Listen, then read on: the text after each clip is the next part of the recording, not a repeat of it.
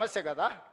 ఓ శ్రీకాంతాచారి, ఓ constable Kishtaiah, ఓ ఈశాన్ రెడ్డి, ఓ వేణుగోపాల్ రెడ్డి, ఓ సురేష్ నాయక్, ఓ కవితా నాయక్, ఈ పిల్లలందరూ దేనికోసం చచ్చిపోయినరు? మేము అమరులమైనా సరే ఉస్మానియా యూనివర్సిటీ గేటును దాన్ని పెట్రోల్ పోసుకొని తగలబెట్టుకున్న యాదయ్య దేనికోసం చనిపోయిండు? యాదిరెడ్డి ఎర్రకోట ముందల చెట్టుకు ఉరేసుకొని దేనికోసం ప్రాణత్యాగం చేసిండు?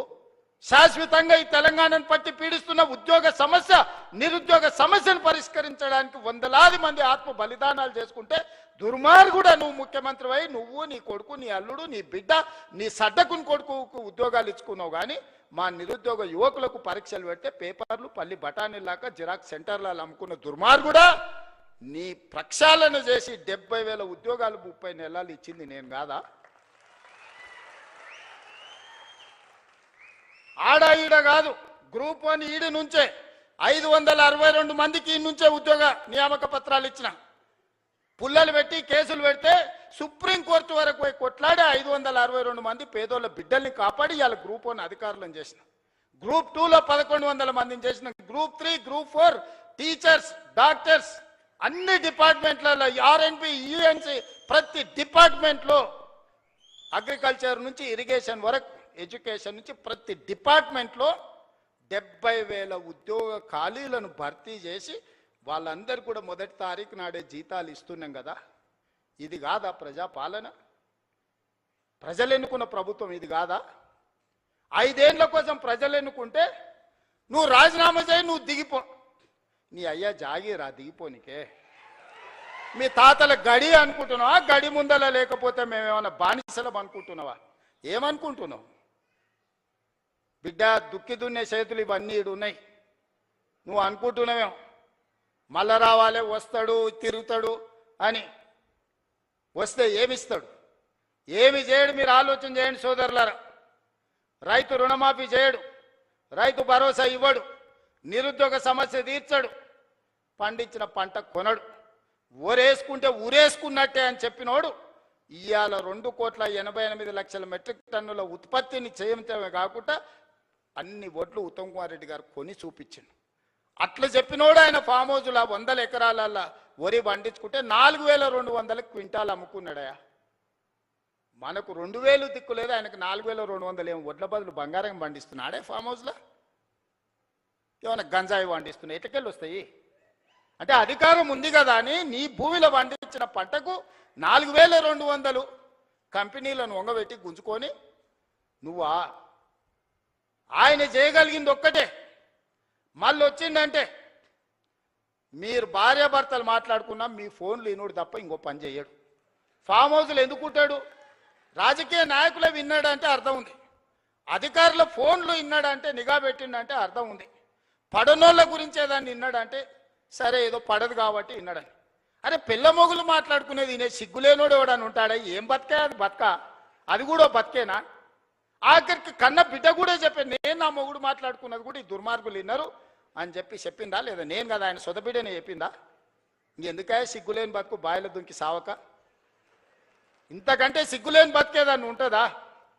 ప్రతిపక్షాల వింటివి, అధికారుల ఫోన్లు వింటివి, పడనోళ్ళ వింటివి, పక్క రాష్ట్రాల్లో వింటివి, ఆఖరికి ఆలుమొగలు మాట్లాడుకుంటూ కూడా వాళ్ళ ఫోన్లు విని నీ పైశాచిక ఆనందం ఏందని నేను అడుగుతున్నా. అందుకోసం ఆయన మళ్ళా రావాలనా? పాపాల భైరవుడు అంట ఫామ్ హౌస్లు ఉన్నాడంట, మళ్ళీ రావాలనంట. ఆయన కోసం అంట మనం అందరం ఎదురు చూస్తున్నామంట. ఇది వీళ్ళ జాతి, వీళ్ళ నీతి. అందుకే మిత్రులారా, ఏది ఉన్నా ఉన్నది ఉన్నట్టు చెప్తా, చెప్పిందే చేస్తా, చేసిందే చెప్తా, కాకపోతే కాదని చెప్తా. ఓ పూట మీకు నచ్చకపోయినా ఉన్నది ఉన్నట్టు చెప్పిండు ఆ పిల్లగాడని అంటారు. నాకేం గొప్ప కిరీటాలు పెట్టుకోవాలని లేదు, వజ్ర వైదూర్యాలు సంపాదించుకోవాలని ఆలోచన లేదు. ఈ పిల్లగాడు ఏదన్నా ఉంటే ఉన్నది ఉన్నట్టు కుండ బలగొట్టినట్టు చెప్తాడా అని మీరు అనుకుంటే చాలే. పదవి ఎంతకాలం ఉంటే ఉంటుంది, పోతే పోతుంది. పదవి ఎవరికి శాశ్వతం?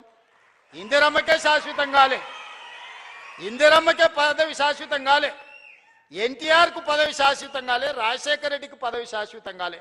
నాకు కూడా పదవి శాశ్వతం కాదు, మాటనే శాశ్వతం. మాట మాట్లాడితే నిలబడతాడు, మాట కోసం ఎంతకైనా నిలబడతాడు అనే పేరు కోసమే ఈ ప్రయత్నం అంతా. అబద్ధాల పునాదుల మీద ఈ ప్రభుత్వాన్ని నడపను. మీకు అబద్ధాలు చెప్పి మిమ్మల్ని నమ్మించే ప్రయత్నం చేయను.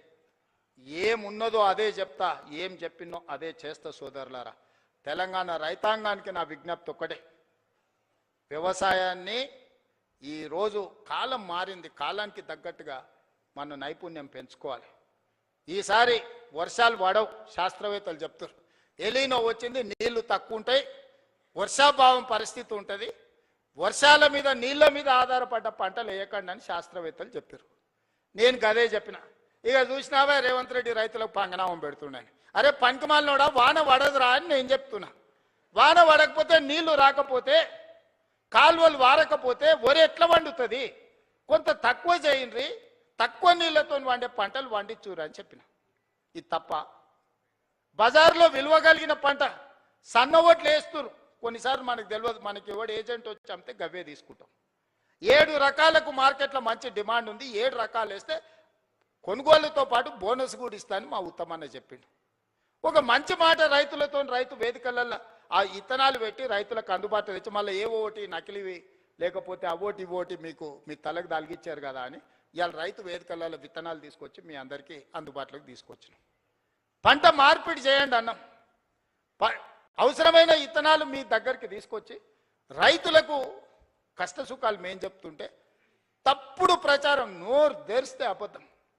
దేవుడు ఆ కుటుంబాన్ని మొత్తానికి శాపం పెట్టినట్టు, బిడ్డ ఒక్క నిజం చెప్పినా తలకాయ 1000 ముక్కలేసి వస్తారు మీరు, మీ జీవితాంతం అబద్ధాలే చెప్పుకుంటా బతుకుర్రని.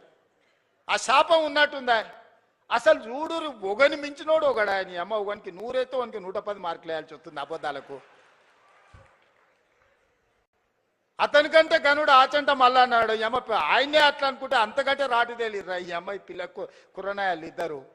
నోరు తెరితే అబద్ధాలు, బామాడుతులు అసలు ఇక పోటీ పడే అబద్ధాలు చెప్పుకుంటూ తిరుగుతారు. ఇది పరిస్థితి. అందుకే ఇవాళ వాళ్ళు ఊరూరు తిరగని, గల్లి గల్లి తిరగని, వాళ్ళు బుద్ధి మారినంత వరకు దేవుడు వాళ్ళని క్షమించడు. బుద్ధి చక్కగా ఉంటే అన్నీ చక్కగా ఉంటాయి. నోరు మంచిదైతే ఊరు మంచిది అన్నారు, అవునా?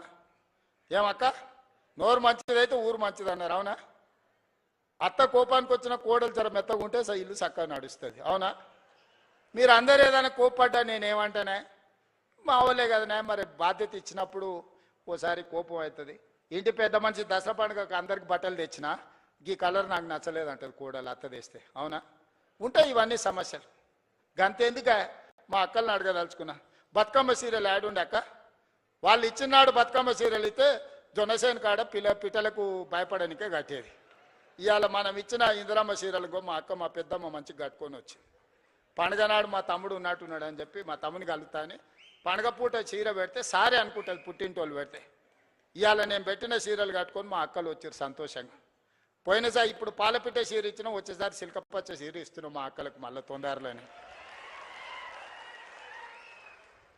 ఒక్క దాంట్లోనే వాళ్ళు దొంగతనం చేయకుండా, దోపిడీ చేయకుండా ప్రజలకు వనుకొచ్చేది ఏదైనా చేసిరా? ఏదైనా నాకు కొంత సమయం పడుతుంది. కొత్త సంసారమైనా మా అక్కలు మా తమ్ముళ్ళు ఈయనే ఉన్నారు. ఇంటోళ్ళం కాదా అని ఇల్లు ఎడిగలు పెడితే కొంత సమయం పడుతుందా అనే, స్టవ్ కొనాలన్నా, గిన్నెలు కొనాలన్నా, ఉప్పు పప్పు ఏది కొనాలన్నా కొంత సమయం పడుతుంది. ఓ పూట అవసరమైతే అన్నున్నా వండుకోనికే కష్టమవుతుంది, లేకపోతే వండుతూ ఒకసారి కుదరదు, ఉపాసం వండాల్సి వస్తుంది. సంసారం సర్దుకొని పోవాలి. సంసారాన్ని బజార్లో పెట్టుకుంటే మన గౌరవమే తగ్గుద్ది. అందుకే ఇవాళ అన్ని రకాలుగా ఈ 30 నెలలు కష్టపడి కొలిక్కి తెచ్చినాం.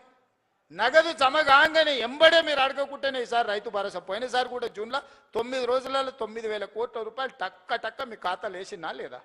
ఈసారి కూడా అట్లనే వేస్తా నేను. నగదు జమ చేసినా మీకోసం అన్ని జమ చేసి పెట్టినా